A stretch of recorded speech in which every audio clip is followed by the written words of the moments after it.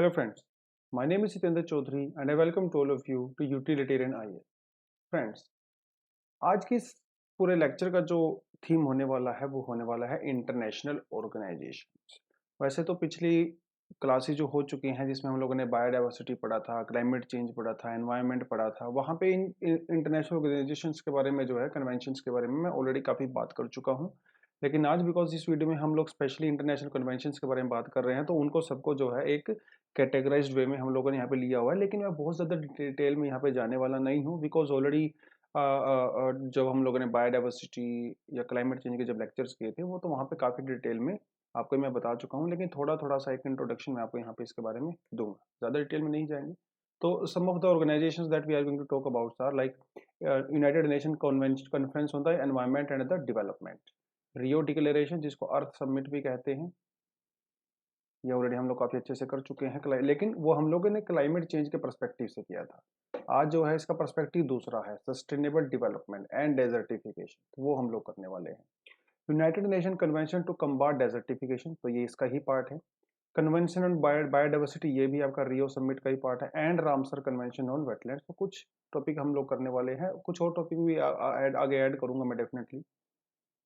So United Nations conference on environment and development, देखिए इसे हम लोग अर्थ समिट के नाम से भी जानते हैं। This is also called earth summit which happened in 1992। 1992, तो अर्थ समिट आप इसको बोल सकते हो, रियो समिट आप इसको बोल सकते हो, ठीक है। पार्लियामेंट ऑफ द प्लेनेट भी इसको बोला जाता है, ठीक है। तो इसके कई सारे नाम हैं। तो United Nations conference on environment and development, ये इसका ऑफिशियल नेम है। It is also called earth summit, ठीक है। तो एनवायरनमेंट को और डेवलपमेंट को इंटीग्रेट करना है, इंटीग्रेट करना है। देखिए आपको एक चीज मैं बताता हूँ। हाँ जी, ये थोड़ा यहाँ से देखते हैं एक बार। देखिए खेल ये है कि जब 1992 में आपका अर्थ समिट हुआ, अर्थ समिट जब हुआ तो इसमें से जो है कई चीजें निकल के सामने आई, ठीक है। कई चीजें निकल के सामने आई। अर्थ समिट किसी एक पर्पज के लिए नहीं हुआ था, ये आपका पूरा किसके लिए हुआ, एनवायरनमेंट के लिए और डेवलपमेंट के लिए, प्लस डेवलपमेंट, दोनों चीजों पे फोकस करना है यहाँ पे। तो पहली जो चीज की गई वो की गई क्लाइमेट चेंज के लिए, है ना। जब लोग वहां पे इकट्ठे हुए तो उन्होंने बोला कि जो एंथ्रोपोजेनिक एक्टिविटीज हैं, जो ह्यूमन इंड्यूस्ड जो ग्रीन हाउस गैसेज हैं, वो हमारे क्लाइमेट को चेंज कर रही हैं, ग्लोबल वार्मिंग कर रही हैं, ठीक है। अर्थ का जो एवरेज टेम्परेचर है वो इंक्रीज हो रहा है, उसको कम करना है। तो इसका मेन फोकस क्या था, ग्रीन हाउस गैसेज जैसे CO2 मीथेन वगैरह, उनको रिड्यूस करना। और इसके रिजल्ट में कौन कौन सी कन्वेंशन हुई, आपका क्योटो प्रोटोकॉल हुआ, ठीक है। फिर धीरे धीरे जो है आपका जो है कैनकुन हुआ, आपका कोपेनहेगन हुआ, ठीक है। आपका फिर बाद में अभी पेरिस एग्रीमेंट हुआ, ठीक है। तो ये सारे के सारे जो इसकी वजह से हुए, तो आपका कैंकुन, जोहान्सबर्ग, पेरिस, दोहा, क्योटो, ठीक है, ये सब क्लाइमेट चेंज को लेके होते हैं, जिसके बारे में हम लोग काफी अच्छे से कवर प्रीवियस क्लासेस में कर चुके हैं। अगर किसी ने प्रीवियस क्लासेस अटेंड नहीं की हैं, क्लाइमेट चेंज वाला चैप्टर आप जाके वहाँ पे देखें, जिसमें क्योटा, कैनकुन, कोपेनहेगन, दोहा, पेरिस सबको बहुत अच्छे से कवर किया गया है। जो दूसरा एम जो है अर्थ समिट का, वो किसके लिए लेके था, वो था बायोडाइवर्सिटी के लिए, बायोडाइवर्सिटी, ठीक है। कि बायोडाइवर्सिटी को भी कंजर्व करना है, प्रोटेक्ट करना है। बायोडाइवर्सिटी को लेकर जो कन्वेंशन हुई थी उसको बोलते हैं CBD, कन्वेंशन ऑन बायोडाइवर्सिटी। इसको लेके जो कुछ कन्वेंशन जो प्रोटोकॉल्स हुए हैं, जिनमें से जो है आपका नगोया प्रोटोकॉल, है ना, आपका एची टारगेट्स, कार्टेजिना प्रोटोकॉल, ये सब जो है बायोडाइवर्सिटी को लेके हुए हैं। बायोडाइवर्सिटी चैप्टर में ऑलरेडी मैं बहुत डिटेल में इनके बारे में करवा चुका हूँ, लेकिन थोड़ा सा आज भी मैं आपको इंट्रोडक्शन दूंगा। तीसरा जो चीज हुई थी वो हुई थी सस्टेनेबल डेवलपमेंट के लिए, सस्टेनेबल डेवलपमेंट, ठीक है। सस्टेनेबल डेवलपमेंट, सस्टेनेबल डेवलपमेंट के जो जो चीजें निकल के सामने आई थी वो थी हमारी एजेंडा 21, एंड रियो +20। ये चीजें जो है वो सस्टेनेबल डेवलपमेंट के बारे में बात करती हैं। एक और चीज थी जिसे बोलते हैं about desertification. Desertification this is the only convention और प्रोटोकॉल अबाउट डेजर्टिफिकेशन। ठीक है, तो these were the four things which were an outcome of your Earth Summit, जिसमें जो सबसे ज्यादा पॉपुलर है वो हमारी हैं क्लाइमेट चेंज और बायोडाइवर्सिटी। सस्टेनेबल डेवलपमेंट और डेजर्टिफिकेशन बिकॉज ये बाइंडिंग नहीं है, because they are not binding, so they are not very popular as well. ठीक है, क्योंकि आपका ये सीबीडी जो है ये भी बाइंडिंग है, क्योटो प्रोटोकॉल भी बाइंडिंग है, इसलिए ज्यादातर जो डिस्कशन होता है वो आपका इनके अराउंड ही होता है। लेकिन आज हम लोग बायोडाइवर्सिटी के बारे में हम लोग काफी बात कर चुके हैं, क्लाइमेट चेंज के बारे में ऑलरेडी हम लोग काफी बात कर चुके हैं। आज जो हम लोग बात करने वाले हैं वो करेंगे या तो डेजर्टिफिकेशन के बारे में और आपका सस्टेनेबल डेवलपमेंट के बारे में। ठीक है, चलिए। हाँ जी, तो ये एक्चुअली उसके बारे में ही बात कर रहे हैं यहाँ पे। So let's see what is saying.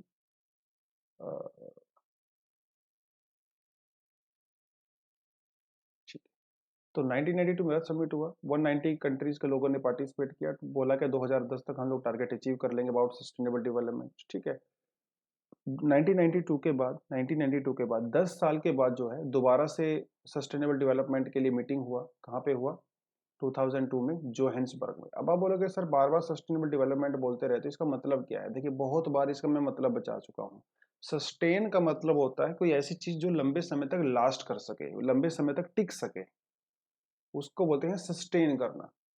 ठीक है, कि कोई जो जैसे जो क्रिकेट खेलते हैं तो क्रिकेट में कोई बैट्समैन है वो पिच के ऊपर कितनी देर तक सस्टेन कर सकता है, तो ऐसा ही क्या डेवलपमेंट का भी है कि डेवलपमेंट जो है जो कितने समय तक सस्टेन कर सकती है।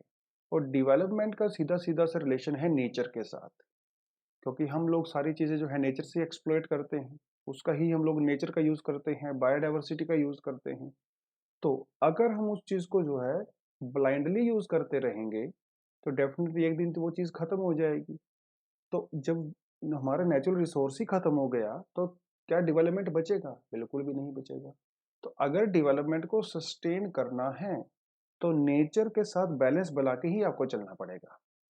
And if there is a balance between nature and development then that development can be said as sustainable development. तो सस्टेनेबल डेवलपमेंट क्या होता है? जो प्रेजेंट जनरेशन है, जैसे हम लोग हैं, हमारी ज़रूरतें भी पूरी होती हैं और जो फ्यूचर में आने वाली जनरेशन्स हैं उनकी ज़रूरतें भी पूरी होती हैं और हमारा नेचर भी जो है प्रोटेक्टेड रहता है। उसे कहते हैं सस्टेनेबल डेवलपमेंट। तो इसकी ज़रूरत जो समझी गई थी काफ़ी पहले, लेकिन रियो के बाद वो एक्चुअल में स्टार्ट हुआ। तो रियो के बाद जो है जोहान्सबर्ग में आफ्टर 10 years ऑफ रियो जो है दोबारा से मीटिंग हुई सस्टेनेबल डेवलपमेंट के लिए, world summit on sustainable development in 2002 in Johannesburg, south Africa. 10 साल के बाद फिर से हुई 2012 में, फिर से हुई, जिसे कहा जाता है रियो +20। इसे कहा जाता है रियो +20। ठीक है, देखिए कौन कौन सी चीजें हैं यूएनसीईडी के अंदर, United Nation conference on environment development. ठीक है, क्या क्या इंक्लूड करता है? टॉक्सिक कंपोनेंट जो होते हैं जैसे लेड हो गया, गैसोलीन हो गया, ठीक है, रेडियो एक्टिव केमिकल्स, इनसे इनको दूर करना है। अल्टरनेटिव सोर्स ऑफ एनर्जी को यूज करना है, सोलर एनर्जी को यूज करना है। ठीक है, कोल एनर्जी को जो है कम करना है।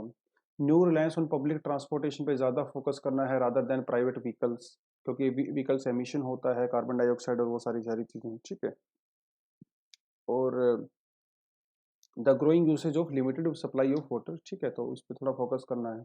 हेल्थ प्रॉब्लम्स जो पोल्यूशन की वजह से होती हैं, स्मोक की वजह से होते हैं, उसको एड्रेस करना है। तो ये कुछ चीज़ें इश्यूज जो है वहाँ पे डिस्कस किए गए थे। ऑलरेडी देखिए मैं आपको बता चुका हूँ कि अर्थ समिट से जो है कुछ चीज़ें सामने निकल के आई थी, जैसे climate change, biodiversity, sustainable development and desertification. ठीक है, तो उसके बारे में बात कर रहा है। एजेंडा 21 का मतलब है 21st सेंचुरी। ठीक है, it's a non binding action plan. देखिए बाद में वही बोल रहा है नॉन बाइंडिंग है, अगर बाइंडिंग होता तो ये बहुत ज़्यादा न्यूज़ में रहता। नॉन बाइंडिंग है। ठीक है, non binding action plan of United Nations with regard to sustainable development. Forest की बात भी की गई कि ठीक है it's also non binding, again it's non binding, document on the conservation and sustainable development all types of forest. ठीक है, क्योटो प्रोटोकॉल और पेरिस एग्रीमेंट की बात जो है वो क्लाइमेट चेंज को लेकर तो मैं पहले ही बता चुका हूँ, ऑलरेडी काफी बारे में बात कर चुके हैं। ठीक है, ओके, और एंड सीबीडी, ये भी हम लोग इसके बारे में काफी बात कर चुके हैं, इट इज ऑल्सो बाइंडिंग। ठीक है, डेजर्टिफिकेशन के बारे में थोड़ा सा हम लोग बात करेंगे। ठीक है, ये भी बाइंडिंग है, डेजर्टिफिकेशन बाइंडिंग है, आपका बायोडाइवर्सिटी वाला भी बाइंडिंग था, आपका क्योटो प्रोटोकॉल भी बाइंडिंग है, तो तीन चीजें जो है ये बाइंडिंग है। रियो डिक्लेरेशन, ठीक है, the Rio declaration the environment development often resorted as, ये तो वही सारी बातें कर रहा है। ठीक है, agenda 21, it's about sustainable development, it is about sustainable development, it is non binding in nature. ठीक है, यहाँ से निकल के आया था ये, अर्थ समिट 1992 से निकल के आया था। 21 का मतलब होता है 21st सेंचुरी, सस्टेनेबल डेवलपमेंट की बात करता है। 2000 अभी जो है 2015 से लेके 2013 वाले जो है सस्टेनेबल डेवलपमेंट गोल्स चल रहे हैं, तो सस्टेनेबल डेवलपमेंट गोल्स के अंदर में भी ये आता है। ठीक है, 1992 में जो है हुआ था रियो, उसके बाद जो है 5 साल के बाद जो है 1997 में दोबारा से हुआ। क्या हुआ 1997 में, जिसे बोला जाता है रियो+5, रियो+5, इसकी मीटिंग हुई रियो+5 की। ठीक है, इसकी मीटिंग हुई, देखिए 1992 में जब रियो हुआ था वहां पे सस्टेनेबल डेवलपमेंट की बात की गई थी। 5 साल के बाद लोग जो है दोबारा से मिले, उन्होंने देखा कि सस्टेनेबल डेवलपमेंट के लिए क्या क्या किया जा सकता है। उसके 5 साल बाद यानी कि 2002 में दोबारा से मिले। ठीक है, उसके जोहान्सबर्ग में मिले, जोहान्सबर्ग में उन्होंने जो जो रियो के अंदर उन्होंने बोला था, कमिटमेंट को बोला था, उस कमिटमेंट को लेकर उन्होंने थोड़ा सा और डिटर्मिनेशन दिखाया। ठीक है, दे affirmed UN commitments of agenda 21 के भैया हम लोग ये करेंगे वो करेंगे, कुछ खास चीजें नहीं है ये। ठीक है, कोई ऐसा कंक्रीट चीजें नहीं निकली है। देखिए, कंक्रीट चीजें तब निकलती हैं जब वो बाइंडिंग होता है लीगली। जब तक कोई चीज बाइंडिंग नहीं होती उसकी कोई वैल्यू नहीं होती है, सिर्फ बड़ी बड़ी बातें होती हैं। ठीक है, रियो+20 का ऑब्जेक्टिव क्या है? पॉवर्टी को रिड्यूस करना है, क्लीन एनर्जी को यूज करना है और सस्टेनेबल डेवलपमेंट पे फोकस करना है, इकोनॉमिक डेवलपमेंट करना है, सोशल डेवलपमेंट करना है, एनवायरमेंट प्रोटेक्शन करना है। ठीक है, रियो+20 is a short name for the United Nations conference on sustainable development. ये एक बार यूपीएससी में क्वेश्चन आ चुका है, आपको मैं बता दूं, यूपीएससी में एक बार ये क्वेश्चन आ चुका है। ठीक है, चलिए, और ठीक है, तो it was third international conference on sustainable development. ठीक है, पहली कौन सी थी? 1992 में रियो, उसके बाद 2002 में जोहान्सबर्ग, और उसके बाद हुई 2012 में रियो डी जनेरियो, यानी कि तीन है हमारे पास, 1992, 2002 एंड 2012। ये तीन कन्वेंशन जो है वो सस्टेनेबल डेवलपमेंट की बात करती है। अगर क्वेश्चन आ जाए तो इस 2012 से तो ऑलरेडी एक बार क्वेश्चन आ चुका है, 2014 के यूपीएससी प्रीलिम्स में क्वेश्चन पूछा जा चुका है। ठीक है, ये किसके ऊपर बात करता है? ग्रीन इकोनॉमी की बात करता है, और जितनी भी कंट्रीज हैं जो इसके अंदर इन्वॉल्व हैं, मोस्टली सारी कंट्रीज हैं। ठीक है, उन्होंने जो है 513 बिलियन डॉलर की प्लेज की है कि हम लोग जो है सस्टेनेबल फ्यूचर के लिए, स्किल डेवलपमेंट के लिए, टेक्निकल हेल्प, फाइनेंशियल हेल्प जो है ट्रेनिंग पर्पज के लिए, वो हम लोग देंगे 513 बिलियन डॉलर। ठीक है, इसके अंदर कौन कौन से जो है गोल्स उन पे फोकस किया गया है, जॉब्स पे फोकस किया गया है, एनर्जी पे फोकस किया है, सिटीज पे फोकस किया है, फूड पे फोकस किया है। क्यों फोकस किया है थोड़ा सा आप यहाँ पे पढ़ सकते हो इसको इजीली।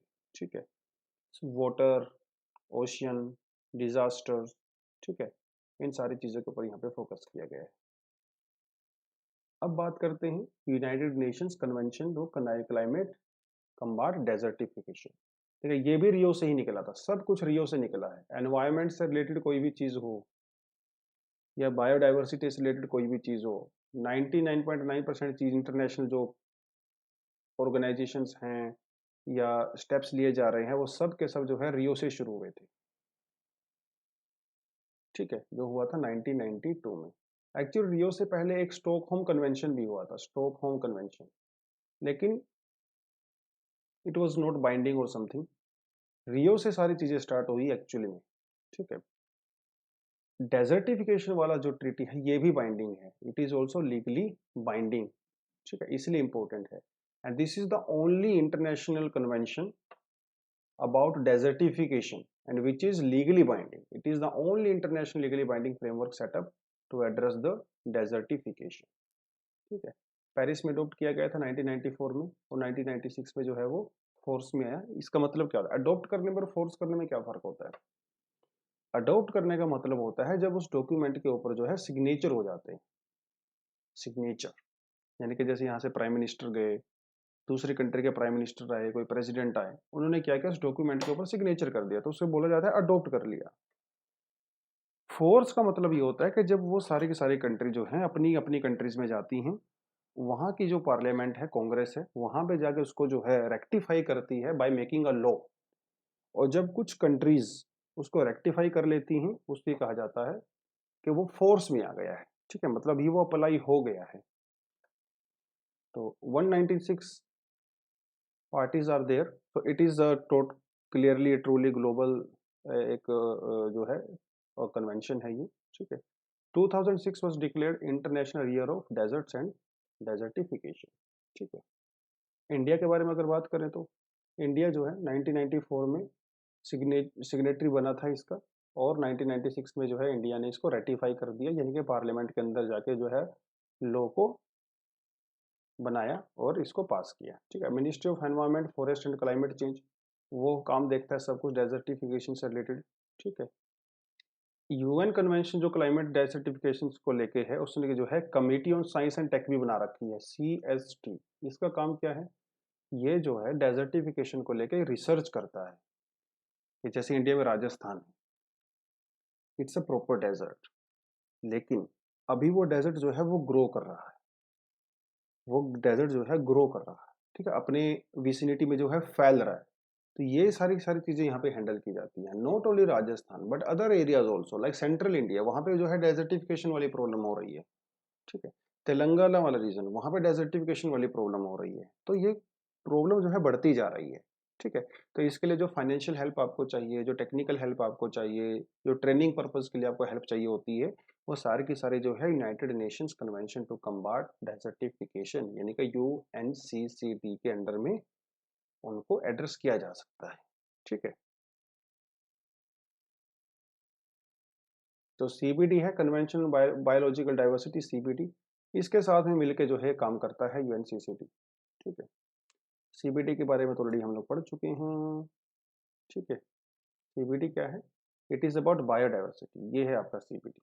ठीक है, बायोडाइवर्सिटी, एक तो क्लाइमेट चेंज तो ऑलरेडी हो गया हमारा, दिस इज योर CBD। ठीक है, CBD convention on biological diversity. ठीक है, it is a step towards conserving biological diversity और biodiversity with the involvement of entire world. ठीक है, it is also an outcome of Earth Summit which took place in 1992. ठीक है, and it came into effect in 1993. It is legally binding, so that is why it is very important because it is legally binding. ठीक है, तो जितने भी countries हैं यहाँ पे जिसमें पार्टिसिपेट करती हैं, सबको क्या कहा जाता है? सबको कहा जाता है parties, and all these parties are obliged to implement इस प्रोविजंस, क्योंकि ये लीगल बाइंडिंग है भैया, इसलिए मैंडेटरी है इसके प्रोविजंस को फॉलो करना। ठीक है, the agreement covers all ecosystem, species, genetic resources, सब कुछ कवर करता है। ठीक है, 195 यूएन स्टेट्स और यूरोपियन यूनियन जो है इसका पार्ट है, और यूरोपियन यूनियन जो इसका पार्ट है। ठीक है, यूनाइटेड स्टेट्स ने इसको रेटिफाई नहीं किया है, हालांकि वो इसका मेंबर है यूएन का। ठीक है, लेकिन इसको रेटिफाई नहीं किया है यूनाइटेड स्टेट्स ने।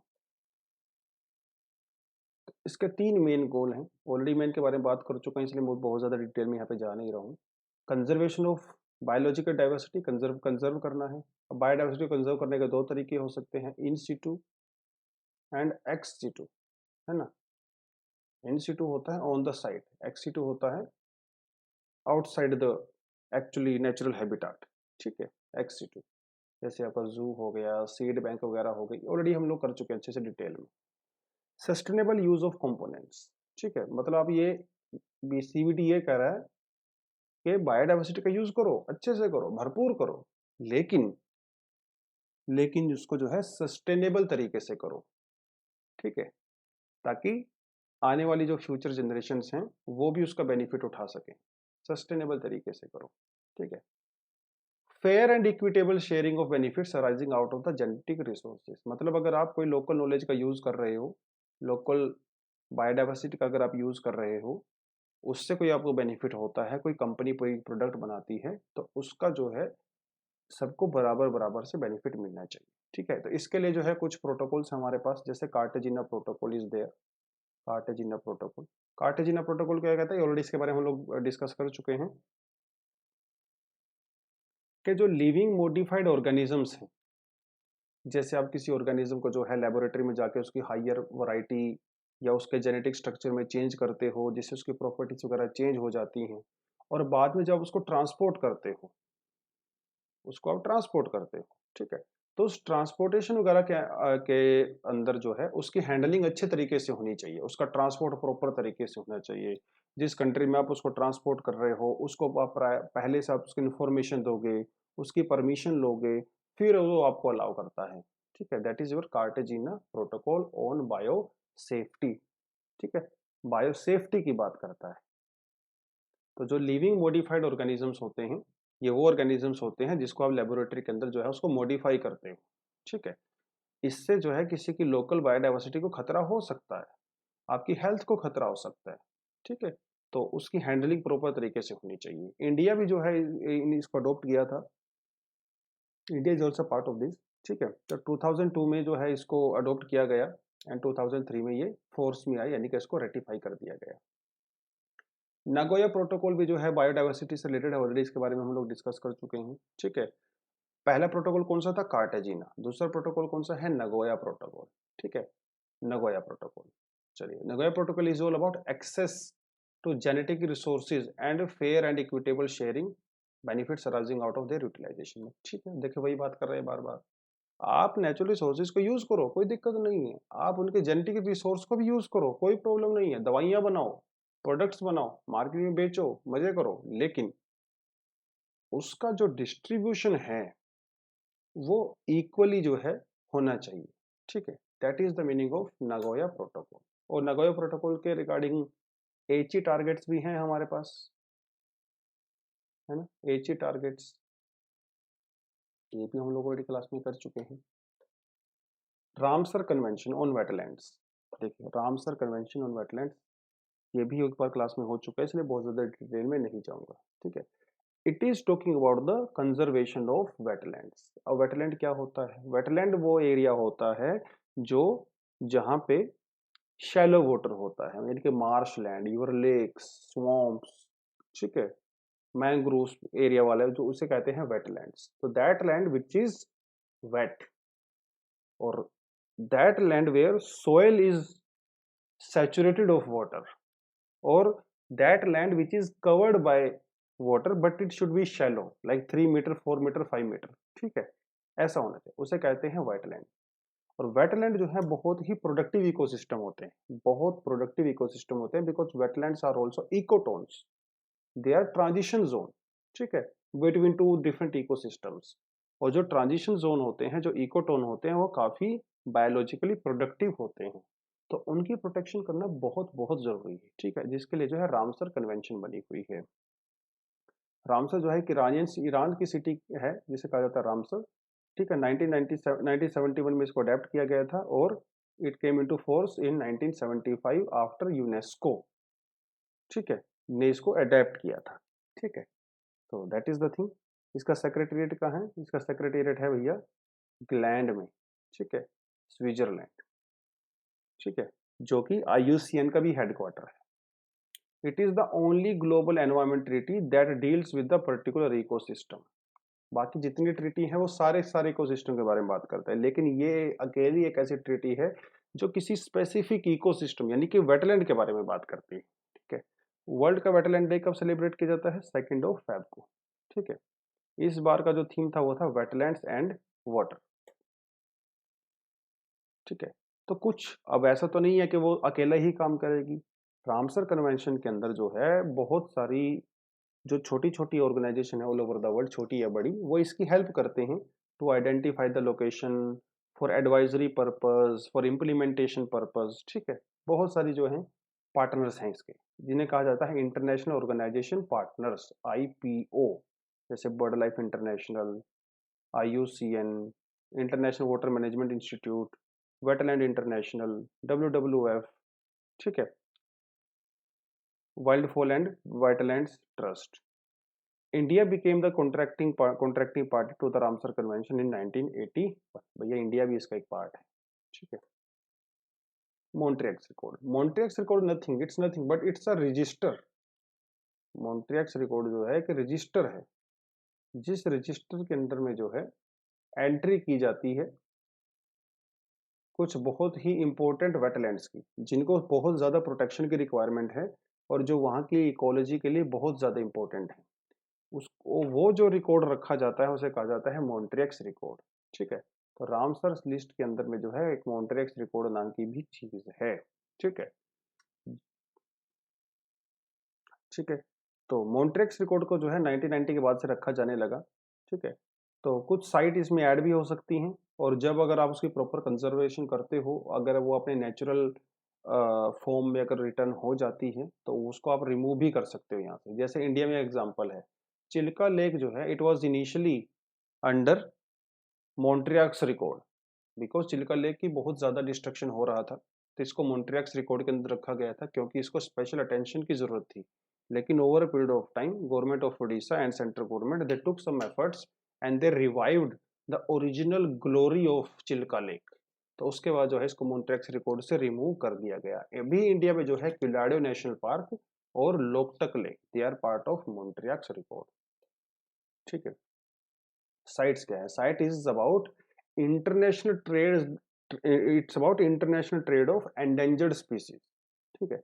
अब एंडेंजर्ड स्पीसीज कौन से होते हैं? जो IUCN की लिस्ट में होते हैं, ठीक है, उनका एंडेंजर्ड स्पीसीज बोलते हैं। जो थ्रेटेंड स्पीसीज होते हैं, क्रिटिकली एंडेंजर्ड होते हैं, एंडेंजर्ड होते हैं, ठीक है। जैसे आपका एलिफेंट हो गया, जैसे आपका डॉल्फिन हो गया, जैसे आपका लायन हो गया, जैसे आपका जो है स्नो लेपर्ड हो गया, पांडा हो गया, ठीक है, ये सब एंडेंजर्ड स्पीसीज हैं।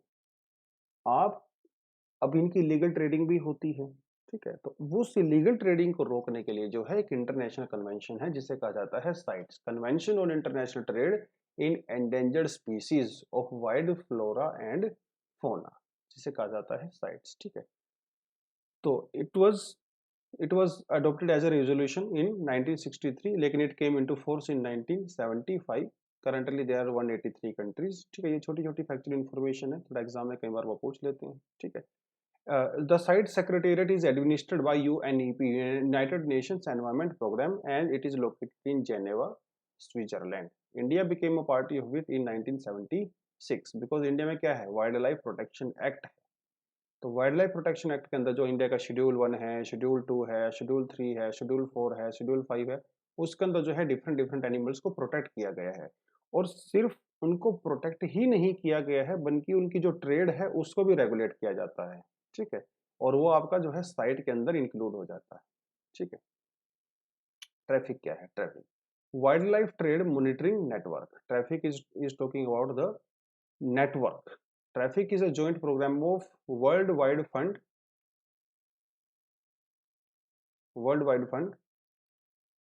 ये वाइल्ड आएगा यहाँ पे, world wide fund and IUCN, ठीक है। It was a programme which was founded in 1976 एंड इसका हेडक्वार्टर कहाँ पे है? कैम्ब्रिज, यूनाइटेड किंगडम में है। It's an NGO, it is an NGO, ठीक है। इट वाज एस्टेब्लिश्ड इन 1976, ठीक है। And it talks about international trade in endangered species of wild flora and fauna, wild flora and fauna, ठीक है। इसका goal क्या है? To ensure that the trade in wild plants and animals is not a threat to the conservation of nature. तो यानी कि ये plants की बात भी करता है, एनिमल्स की बात भी करता है, ठीक है। Convention on conservation of migratory species, देखिए नाम से पता चल रहा है माइग्रेटरी स्पीसीज। जैसे अगर आपको मैं माइग्रेटरी स्पीसीज का नाम एक एग्जांपल दूं तो आप कह सकते हो क्रेन, है ना, सारस क्रेन, जो कि राजस्थान में आती है विंटर के टाइम में, ठीक है। तो that's a very good example of migratory species. ये माइग्रेटरी स्पीसीज है जो राजस्थान में आता है, ठीक है। अब ये साइबेरिया से आता है, साइबेरिया से। ऐसे ही बहुत सारे दूसरे भी बर्ड्स हैं, not only birds but fishes also, other animals also, जो ट्रांस बाउंड्री करते हैं, माइग्रेट हो जाते हैं। जैसे भूटान से इंडिया में चले गए, इंडिया से नेपाल में चले गए, नेपाल से चाइना में चले गए, घूमते रहते हैं इधर से उधर, है ना, according to their season, according to their food availability. तो वो है माइग्रेटरी स्पीसीज। ठीक है, इनको भी कंजर्व करना है, चाहे वो बर्ड्स हो, चाहे वो एनिमल्स हो, चाहे वो मरीन लाइफ हो, फिश वगैरह हो। ठीक है, सबको प्रोटेक्ट करना है। और उसको प्रोटेक्ट करने के लिए बना गया है CMS। CMS it is also called bone convention. ठीक है, इसका नाम, इसका बोन कन्वेंशन के नाम से भी याद रख सकते हो। ठीक है, इसका मतलब क्या है, to conserve terrestrial, marine and avian migratory species. Avian मतलब बर्ड्स। ठीक है, throughout their range. The convention facilitates the adoption of the strict protection measures for endangered migratory species. देखिए, वैसे तो सबको प्रोटेक्ट करना है, लेकिन जो एंडेंजर्ड हैं उनको सबसे ज्यादा प्रोटेक्ट करना है। ठीक है, तो इसके दो अपेंडिक्स हैं। पहले अपेंडिक्स में जो है उन माइग्रेटरी स्पीसीज का नाम है जो एंडेंजर्ड होते हैं। ठीक है, और दूसरे माइग्रेटरी मतलब अपेंडिक्स में जो है दूसरे स्पीसीज को ऐड किया गया है। ठीक है, ये 1983 में जो है आई थी। इंडिया में भी जो है जैसे माइग्रेटरी मरीन टर्टल्स हो गए, डुगोंग हो गया। ठीक है, डुगोंग के बारे में ऑलरेडी यूपीएससी में क्वेश्चन आ चुका है। ठीक है, ये सब जो है इस कन्वेंशन का पार्ट है। Convention against wildlife trafficking, it was initiated in 2002। ठीक है, it's a voluntary public private coalition. It's a voluntary public private coalition, यानी कि इसमें गवर्नमेंट सेक्टर भी है और इसमें प्राइवेट सेक्टर भी। ठीक है, किसकी कन्वेंशन है ये, किसकी किसकी ग्रुपिंग है? लाइक माइंडेड गवर्नमेंट्स की, जो एक जैसा सोचते हैं, जिनका कॉमन पर्पस है। ठीक है, जिसका कॉमन पर्पस है। और क्या पर्पस होना चाहिए? It is about illegal trade in wild life and wild life products. Wild life and wild life products मतलब आप वाइल्ड लाइफ के प्रोडक्ट्स को अगर आप यूज करते हो, उसकी इलीगल ट्रेडिंग करते हो, तो उसको रोकने के लिए बनाया गया है। ठीक है, तो लॉ एनफोर्समेंट का काम है, वो ये देखता है, थोड़ा बहुत सजेशन देता है, वो सारी सारी चीजें। ठीक है, high catalyst catalyze high level political will to fight wildlife trafficking by broadening support at the highest. जैसे कोई प्रोटेस्ट वगैरह करना हुआ, किसी गवर्नमेंट को कोई सजेशन वगैरह करना हुआ। ठीक है, तो वो ये सब करता है। ठीक है, तो ये कुछ हमारे पास जो है इंटरनेशनल कन्वेंशंस हैं। ठीक है, थोड़ी और इंटरनेशनल कन्वेंशन है, अभी हम लोग देखेंगे उनको भी, लेकिन आप फिलहाल के लिए ये कर लीजिए।